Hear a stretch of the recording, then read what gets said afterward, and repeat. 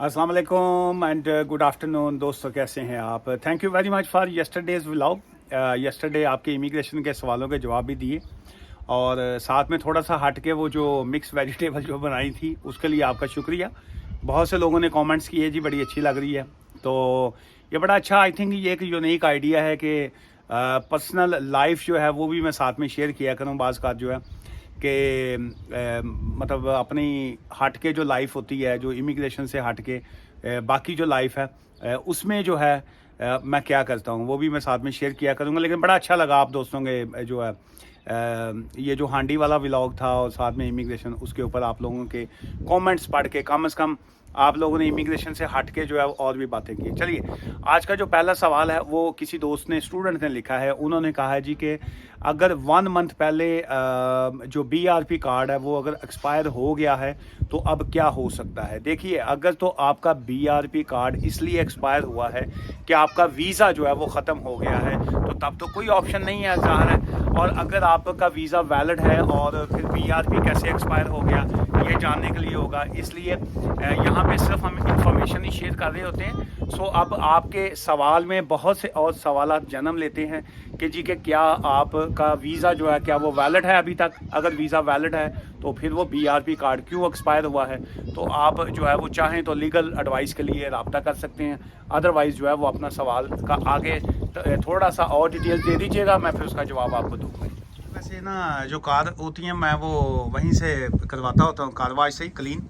ख़ासकर ज़्यादा सर्दियों में तो यहाँ पे बंदा घर पे धो ही नहीं सकता। लेकिन वीकेंड पे ये है कि सैटरडे संडे जो है एक तो टाइम पास हो जाता है और फिर इससे ये है कि वो थोड़ा सा मतलब एक्टिविटी भी एक मिल जाती है। ये मैंने कुछ रखी हुई हैं ये कार वॉश के लिए, और ये एडब्लू वगैरह, और इसी तरह ये कार वॉश का सामान जो है। और कोशिश मेरी यही होती है कि सैटरडे संडे को जो है मैं कार जो है अपने खुद ही वॉश करूँ। अभी स्टाइल टूटी लाई, और ये वैसे बड़ी ज़बरदस्त जो है ये प्रेशर वाला है काम। इससे जो है ना वो कार काफ़ी अच्छी वॉश हो जाती है। इससे अगर गाड़ी धोए ना तो इसका ये है कि कोई हाथ पैर मारने की लोड़ नहीं है थानू। इसको ये इसके अंदर ये लगा दिए और उसके बाद सिंपल जो है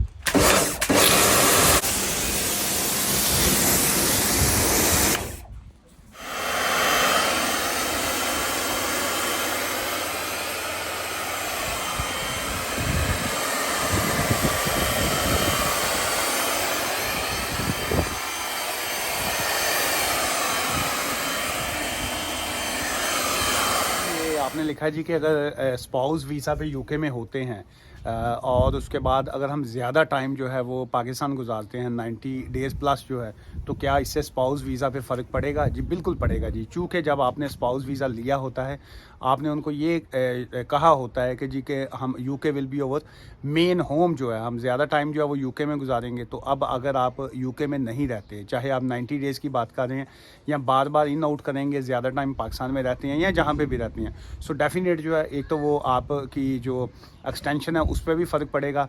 एक तो नंबर एक तो ऑब्वियसली वो आपको 10 ईयर्स के रूट पे डालेंगे। 10 ईयर्स के रूट पे डलने के बावजूद जो है वो ईच टाइम जो है वो आपके लिए इश्यूज़ आएंगे कि जी कि आप ज़्यादा टाइम जो है वो बाहर क्यों रहते हैं। या तो अगर आप हस्बैंड एंड वाइफ दोनों टुगेदर बाहर रहते हैं तब देन वो डिफरेंट सिनेरियो होगा। लेकिन अगर आप अकेले ज़्यादा बाहर रहते हैं तो फिर लाजमी तौर पे उसमें इश्यूज़ आएंगे जी। लें जी, ब्रेक टाइम है, गाड़ी एक वॉश कर ली अब, और थोड़े अब चाय का एक प्याली पीऊँगा और उसके बाद जो है फिर बाकी काम। अच्छा, ये कल एक डी पार्टनर वीज़ा के हवाले से मैंने एक वीडियो अपलोड की थी कि जी कि अगर आप पार्टनर वीज़ा पे आते हैं तो फिर आपने कौन से डॉक्यूमेंट साथ में रखने हैं और एयरपोर्ट पे आपके साथ क्या हो सकती है। तो वो मैंने कल इन्फॉर्मेशन शेयर की थी। उसी वीडियो के नीचे किसी और दोस्त का सवाल था, उन्होंने कहा जी कि क्या ये जो डी पार्टनर वीज़ा है इसके ऊपर हमें प्रोटेक्टर की भी चाहिए होगा कि नहीं? देखिए, बिल्कुल नहीं चाहिए होगा। डी पार्टनर वीज़े का मतलब है कि आप यहाँ पे पार्टनर के तौर पे आ रहे हैं, आप खामद के वीज़े पे आ रहे हैं, तुसी इतने मुलाजमत करन नहीं आ रहे। ये जो प्रोटेक्टर चाहिए होता है ये वहाँ पे होता है जहाँ पे आप एम्प्लॉयमेंट के वीज़े पे आ रहे होते हैं। सो जैसे कोई स्किल्ड वर्कर वीज़ा है या बाकी है, ये भी हर केस में नहीं पूछते हैं। प्रोटेक्टर के हवाले से मैंने पहले एक वीडियो वैसे अपलोड की थी कि प्रोटेक्टर खासकर जो है ये UAE में, दुबई में, सऊदी अरब या इस किस्म के कंट्रीज़ में जाने के लिए वर्क वीज़ा पे आप होते हैं तो तब वहाँ पे लाजमी होता है। लेकिन पिछले दिनों बहुत से लोगों ने कंप्लेंट्स फाइल की कि जी कि हम यहाँ पे यूके में स्किल्ड वर्कर वीज़ा पे आ रहे हैं, तो हमें एयरपोर्ट के ऊपर जो है वहाँ पे उन्होंने कहा है जी कि आप प्रोटेक्टर भी दिखाइए। सो बहरहाल बाय लॉ जो है यूके में वर्क वीज़ा के लिए भी प्रोटेक्टर की ज़रूरत नहीं है। उसकी वजह यह है कि ये यहाँ पे लॉ जो हैं वो डिफरेंट हैं जी। लेकिन बहरहाल आपका सवाल था कि स्पाउस वीज़े पे आ रहे हैं, प्रोटेक्टर चाहिए, अगर तो तुसी बुढ़ी दी नौकरी करन आ रहे हो बेगम दी, तो बिल्कुल ले लें प्रोटेक्टर। वो भी आपको इन लॉ से लेना पड़ेगा, ससुराल से जो है। लेकिन अगर आप शादी के वीज़े पे आ रहे हैं तो कुछ नहीं चाहिए आपको। अच्छा जी, ये पीएसडब्ल्यू के हवाले से सवाल है किसी का। उन्होंने कहा है जी कि क्या पीएसडब्ल्यू होल्डर जो है उनको हम as a dependent outside the country जो है वो ज्वाइन कर सकते हैं या नहीं। देखिए, जो पीएसडब्ल्यू का मतलब ये होता है पोस्ट स्टडी वर्क वीज़ा जो है वो लिया। तो जिस वक्त अगर तो कोई शख्स जो है वो स्टूडेंट वीज़े के ऊपर जब यूके में आता है और साथ में अपना वाइफ या हस्बैंड जो भी उनके डिपेंडेंट्स होते हैं उनको जब वो लेके आता है साथ में, फिर उसके बाद वो वीज़ा अपना वो चेंज करते हैं, जब वो पीएसडब्ल्यू पे जाते हैं तो ऑटोमेटिकली जो है वो साथ में जो उनके डिपेंडेंट्स होते हैं उनको भी अलाउ होता है कि वो भी पीएसडब्ल्यू के डिपेंडेंट्स के तौर पे जा सकते हैं। लेकिन अब ये जो पीएसडब्ल्यू वाले साहब हैं जिनका आप जो है वो डिपेंडेंट का वीज़ा अप्लाई करना चाह रही हैं अपना आउटसाइड दी कंट्री, तो एक तो यहाँ पे आप बाय लॉ आप अप्लाई नहीं कर सकती हैं। अगर आप पीएसडब्ल्यू डिपेंडेंट वीज़ा अप्लाई करेंगी तो उसकी जो है वो रिफ्यूज़ल आएगी। सो इसके आपके लिए बेस्ट ऑप्शन यही है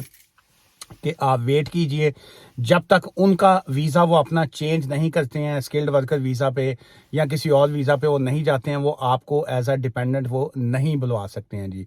सो इसलिए ये बहुत से लोग जो हैं यहाँ पे बड़ी गलती करते हैं। बाज़ का जो यूके में पीएसडब्ल्यू होल्डर बैठा होता है वो और ऑलरेडी जो और डिफरेंट स्टूडेंट्स होते हैं वो कहते हैं जी हम उनके डिपेंडेंट बन सकते हैं, तब भी नहीं बन सकते। सो पीएसडब्ल्यू जो होल्डर है जिसके पास पीएसडब्ल्यू वीज़ा है वो अपना डिपेंडेंट साथ में ऐड नहीं कर सकता है जब तक वो अपना वीज़े को नए किसी वीज़ा पे ना जाए, या सिर्फ उसी डिपेंडेंट को अपने साथ पीएसडब्ल्यू पे ला सकता है जो उनके साथ प्रीवियसली जो है वो डिपेंडेंट होते हैं ऑन देयर स्टूडेंट वीज़ा जो है। ये स्पाउस वीज़े का पूछा है जी कि अगर इनसाइड दी कंट्री अगर हम स्पाउस वीज़ा जो है वो प्रायोरिटी सर्विस उसके ऊपर लेते हैं तो कितना टाइम जो है वो लगेगा, how much time they will take. देखिए, अगर स्ट्रेट फॉरवर्ड सा केस है, कोई इसमें इश्यूज नहीं है, एवरीथिंग इज़ फाइन, आपने उनको प्रायोरिटी सर्विस जो ली है, सो उसमें हमारे जितने क्लाइंट्स हैं वो ज़्यादा से ज़्यादा उनका सेकंड डे नहीं तो थर्ड डे जो है वो 2-3 दिन के अंदर जो है वो आ जाता है। लेकिन वर्किंग डेज होने चाहिए। अगर आपकी अपॉइंटमेंट फ्राइडे की है तो आपको ज़्यादा से ज़्यादा मंडे वाले दिन जवाब आ जाएगा। अगर आपकी मंडे की अपॉइंटमेंट है तो वेडनेसडे तक जो है 2-3 दिन के अंदर अंदर जो है वो फैसला जो है वो कर देते हैं। सो उसके ऊपर इतना ज़्यादा जो है प्रायोरिटी केसेस में टाइम नहीं लेते। ये आपकी बात दुरुस्त है कि जी के टाइम कहाँ पे लिया जाता है। अगर टाइम वहाँ पे लिया जाता है जहाँ पे कोई कॉम्प्लेक्स केसेस होते हैं या जहाँ पे कोई क्लैरिटी उनको नहीं होती। लेकिन यह है कि और बहुत से लोग जो हैं एक और बहुत बड़ी गलती करते हैं जी। बहुत से ये आपसे रिलेटेड जवाब नहीं है, आपको आपके सवाल का जवाब तो मिल गया कि जी के priority visa straight forward case maximum 3 days जो है।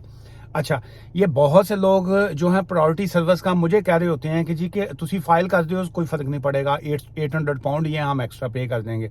देखिए, अगर आपके पास पहले से कोई वीज़ा नहीं है, आपके पास कोई पहले का वैलिड वीज़ा नहीं है, तो आप प्रायोरिटी सर्विस जो लेंगे तो वो आपकी रिफ्यूज़ल ही उसमें आएगी। अच्छा, अगर रिफ्यूज़ल से मुराद ये नहीं है कि वो आपको केस फौरी तौर पे रिफ्यूज़ करेंगे। रिफ्यूज़ल से मुराद ये होती है कि वो जो प्रायोरिटी सर्विस की एक्स्ट्रा फीस पे की होती है वो तकरीबन आपकी वेस्ट हो जाती है, और वो कहते हैं कि we will decide your case जो है वो नॉर्मल रूटीन के ऊपर ही उसका जवाब देंगे। इसकी मैं एग्जांपल ये देना चाह रहा हूँ, जैसे आपका जो है वो फॉर एग्जांपल आप ओवरस्टे थे या आप इलीगल थे या आप स्टूडेंट के बाद आपका कोई और स्टेटस नहीं था, आप विदाउट डॉक्यूमेंट्स यहाँ पे रहते थे, आपने अब स्पाउस वीज़ा अप्लाई कर दिया या आपने जो है वो ह्यूमन राइट्स की एप्लीकेशन फाइल कर दी। अब आपके जहन में है कि जी हम एक्स्ट्रा उनकी फ़ीस पे करें तो प्रायोरिटी सर्विस ले लें। आप एप्लीकेशन फाइल करेंगे, 800 पाउंड भी जाएगा, लेकिन वो नॉर्मल रूटीन में जो 6 से 8 महीने बाद जो केस का फैसला आता है तब ही आपके वो केस का फैसला करेंगे। अच्छा जी, ये बहुत से हमारे दोस्त जो हैं वो वीडियो पूरी देखते कभी नहीं, सवाल छोड़ देते हैं ना पहले किसी वीडियो पे, तो उनके मैं सवाल का जवाब भी मेहनत भी मैं कर देता हूँ, उनके सवाल का जवाब भी दे देता हूँ।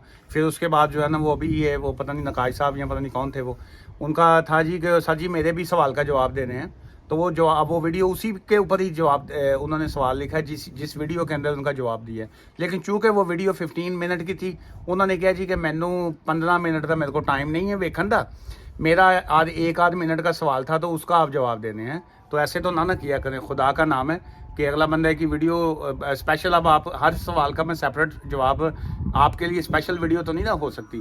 तो वो पूरी जो वीडियो होती है जिस पे लिखा होता है ना जी कि आपके सवाल का जवाब फलां वीडियो में दिया गया है, सो उसको काइंडली देख लिया करें आप, प्लीज़ हिम्मत किया करें थोड़ी सी।